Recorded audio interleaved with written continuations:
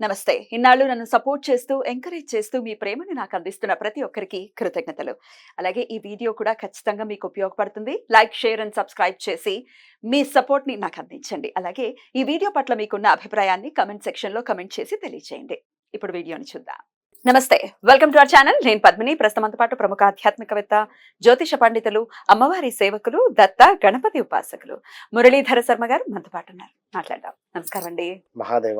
మురళి గారు, అమావాస్య వచ్చేస్తోంది. మహాలయ అమావాస్య. మహాలయ అమావాస్యని ప్రతి ఒక్కరూ కూడా పితృదేవతల అనుగ్రహం కోసం ఎటువంటి పరిస్థితుల్లో సంవత్సరంలో ఒక్క రోజు మాత్రమే అత్యంత పవర్ఫుల్ గా వస్తుంది మన కోసం, మన వాళ్ళ కోసం.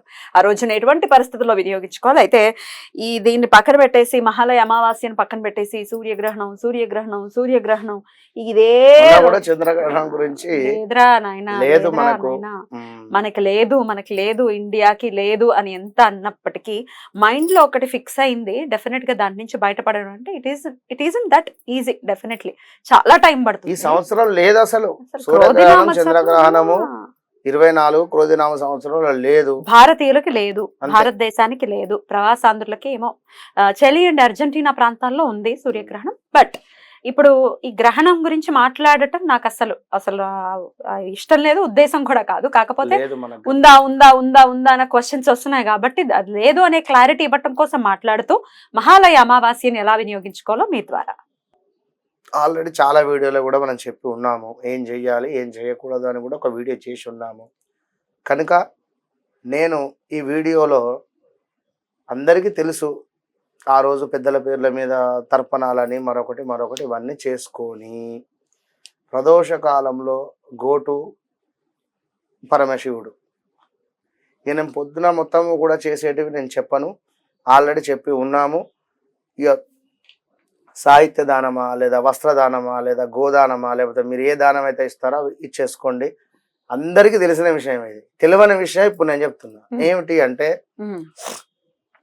ఆవ నూనె, పెసర్లు, మినప్పప్పు, మైసూరు పప్పు, మరొకటి వచ్చేసి శనగపప్పు. మైసూరు పప్పు అదే మైసూర్ పప్పు అంటారు, రెడ్ కలర్ ఉంటుంది. మిస్సూరా ఎర్రకంది పప్పు.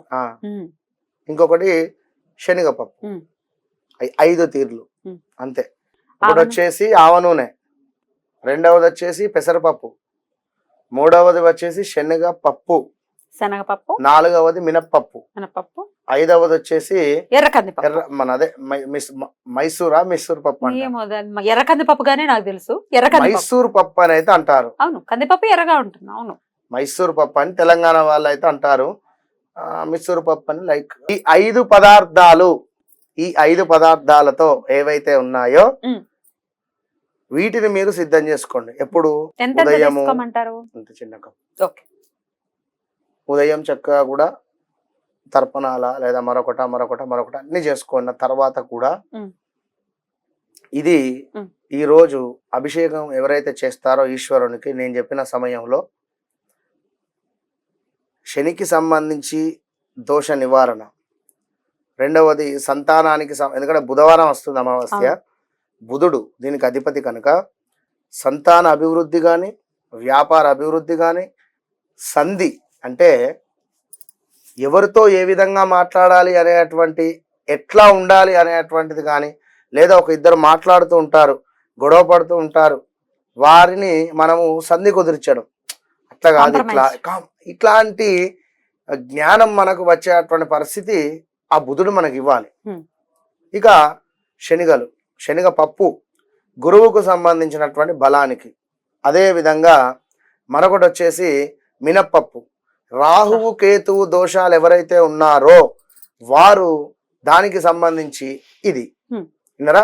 ఈ 5 వస్తువులు అంటే మనకు ఖచ్చితంగా కూడా అనుకున్న పనులు అనుకున్నటువంటి విధంగా ముందుకు వెళ్ళడము, దీంతో పాటుకు సంతానానికి సంబంధించి వివాహ ప్రయత్నాలు కావచ్చును, అదేవిధంగా ఏదైతే వ్యాపార అభివృద్ధి కానీ వ్యాపారాన్ని విస్తరించాలి అని అనుకునేటువంటి వారికి సంబంధించి కానీ సంతానము, ఇలా 1, 2 అని కాదు, ఖచ్చితంగా ఇది మహాలయ అమావాస్య రోజే చేయాలి. ఎందుకంటే భాద్రపద మాసంలో ఈ మహాలయ అమావాస్య రోజు పొద్దుటంతా అందరూ బిజీగా ఉంటారు.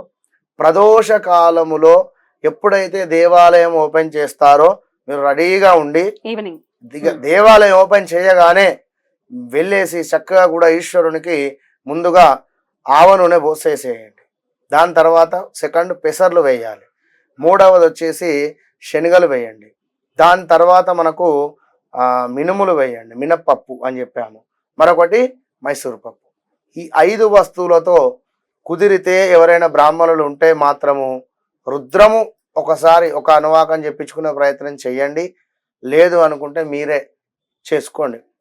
ఓం నమ శివాయ, ఓం నమ శివాయ అనుకోండి. లేదా నమస్తే అస్తు భగవన్ విశ్వేశ్వరాయ మహాదేవాయ త్రయంబకాయ. ఇది అందరికీ తెలుసు, మీరు గూగుల్లో వెతికినా వస్తుంది. ఇది ఒకసారి ఒక 11 మార్లు చెప్పుకొని ఒకసారి మీరు అనేయండి. నమస్తే అస్తు భగవన్ విశ్వేశ్వరాయ మహాదేవాయ త్రయంబకాయ త్రిపురాంతకాయ త్రికాగ్నికాలాయ కాలాగ్ని రుద్రాయ నీలకంఠాయ మృత్యుంజయాయ సర్వేశ్వరాయ సదాశివాయ శ్రీమన్ మహాదేవాయ నమః.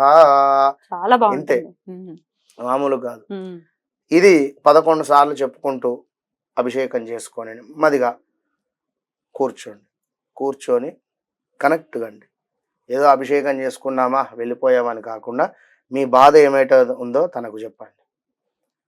తన నుండి మీరు తదాస్తు అనే భావనను స్వీకరించినట్టుగా భావన చేసుకోండి. ఇంతే. Be smile. ఇవాళ నిన్న దేవాలయానికి ఒక 2 వచ్చిండే. ఎంత అంటే వారిని ఏదో ఎక్కిరిస్తున్నాను కాదు, కానీ నేనే గొప్ప అని చెప్పడం లేదు. మరొకటి నేను జస్ట్ చెప్తున్నా. నేను గ్రహించింది అక్కడ ఆగం వచ్చేసిండ్రు, కవర్ ఇచ్చేసిండ్రు. అర్చన నవ్వయా బాబు, నవ్వంటే ఆర్టిఫిషియల్ ఇక జాలిగా ఇంకెప్పుడు సినిమాల ఒకసారి నవ్వవా అంటే అంటే ఎందుకు అట్లా? దేవాలయానికి ఎంటర్ కాగానే ప్లీజ్ స్మైల్, నవ్వుతూ. అదే కదా మనం ఇచ్చేది ఆయనకు. అంతకుమించి ఏం ఇస్తావు? నువ్వు ఏం పుష్పాలు ఇచ్చినా ఆయన తీసుకొని పోడు, ఏం పెట్టినా ఆయన తీసుకొని పోడు. మీరు బంగారం ఆయనకు కంప్లీట్గా దేవునికి దిగేసినా తీసుకొని పోడు. మీరు మంచిగా ఉండాలి అనేటువంటి భావన మీ నుండి బీ స్మైల్ మాత్రమే భగవంతుడు కోరుకున్నది కనుక స్మైల్తో స్వామిని నమస్కరించండి. 2 చేతులు పెట్టి నమస్కారం చేస్తేనే కాదు, ఎప్పుడైనా ఇట్లా పెడతారు కొందరు. ఇది ఇట్లా కూడా పెట్టకూడదు, విన్నరా? ఎప్పుడైనా కూడా మనం కంప్లీట్గా జబ్బలు కూడా ఇట్లా డౌన్ చేసుకొని ఇట్లా పెట్టుకోవాలి. కనుక నమస్కారం పెడితేనే స్మైల్ తో స్వామికి నమస్కారం పెట్టేసి. కాబట్టి అంటే ఉంది అక్కడ ఇక్కడున్న సూర్యుడు ఒక్కడే అన్నమాట. డెఫినెట్ గా చాలా ఇంపాక్ట్ చూపిస్తుంది. లేదు, సూర్యుడు అక్కడ ఉన్నాడు, ఇక్కడ లేడు, ఆయన రేస్ పడట్లేదు. సైంటిఫిక్ గా ఆలోచిస్తే రేస్ పడితేనే కదా ఆ సూర్యగ్రహణానికి సంబంధించినటువంటి ఇంపాక్ట్ ఉంటుంది. ఆ రేస్ ఏం లేదు, ఎందుకంటే ఎప్పుడో రాత్రి 9ంటికి మొదలవుతుంది ఇండియా టైమింగ్స్ ప్రకారం చూసుకుంటే. So don't worry about it. Right అండి, చాలా బ్యూటిఫుల్ గా ఎక్స్ప్లెయిన్ చేశారు. డెఫినెట్ గా మహాలయ అమావాస్యని పితృదేవతల అనుగ్రహం కోసం ప్రతి ఒక్కరూ వినియోగించుకుంటూ కూడా మీరు చెప్పినటువంటి రెమెడీస్ ని చేసుకుని గ్రహ బాధల నుంచి బయటపడాలని మనస్ఫూర్తిగా కోరుకుంటూ కృతజ్ఞతలండి. నమస్తే.